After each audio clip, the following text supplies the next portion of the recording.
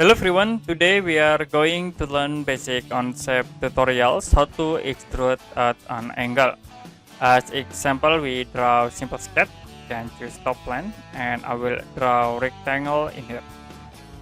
Click OK. Now to extrude with angles, you can click extrude tools, select sketch, and then don't forget to check for draft. In here you can set, like I will set into 45 degree, press enter. To be set extrusions into 45 degree. You also can use this overshoot directions to show into inside this. Okay, if you done, click OK again.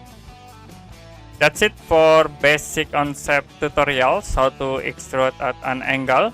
And if you have any question about this tutorial, you can comment below this video.